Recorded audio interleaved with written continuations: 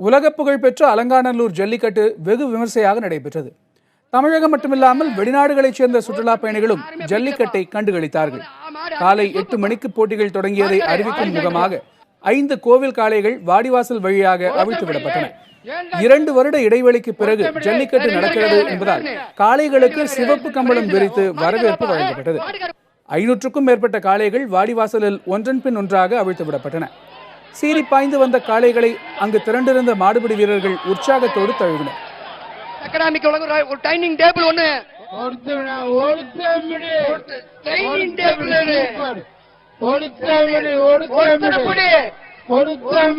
மதுரை ஆட்சியர் வீரராகவராவின் நேரடி கண்காணிப்பில் காலை 8 மணி முதல் மாலை 4:30 மணி வரையில் நடைபெற்ற அலங்காநல்லூர் ஜல்லிக்கட்டில் 500க்கும் மேற்பட்ட காளைகள் அவிழ்த்து விடப்பட்டன.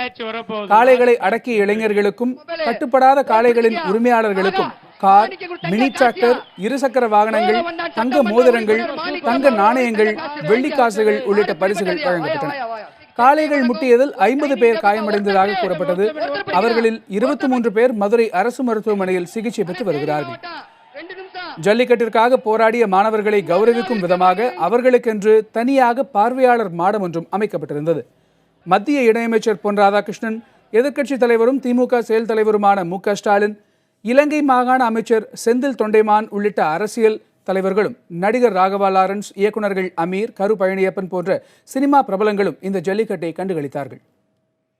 அலங்காநல்லூர் ஜல்லிக்கட்டில் கார், டிராக்டர் மற்றும் இருசக்கர வாகனங்கள் என்று 1 கோடி ரூபாய்க்கும் அதிகமான பரிசு பொருட்கள் வழங்கப்பட்டன. திருச்சியை சேர்ந்த செந்தில் தொண்டைமான் என்பவருடைய காளை சிறந்த காளையாக தேர்ந்தெடுக்கப்பட்டது. செந்தில் தொண்டைமானுக்கு மாருதி ஆல்டோ ரக கார் ஒன்று பரிசாக வழங்கப்பட்டது. ஜல்லிக்கட்டு பேரவைத் தலைவர் பி. ராஜசேகரின் காளை களத்தில் சிறப்பாக செயல்பட்டதால் அவருக்கு மினி டிராக்டர் ஒன்று பரிசாக வழங்கப்பட்டது.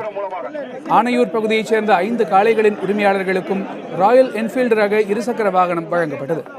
சிறந்த மாடுபிடி வீரர்களாக தேர்வு செய்யப்பட்ட மதுரை பண்ணைக்குடியைச் சேர்ந்த விமல்ராஜ், கோரிப்பாளையத்தைச் சேர்ந்த மணிகண்ட பிரபு உள்ளிட்ட 4 வீரர்களுக்கு இருசக்கர வாகனங்கள் பரிசளிக்கப்பட்டன.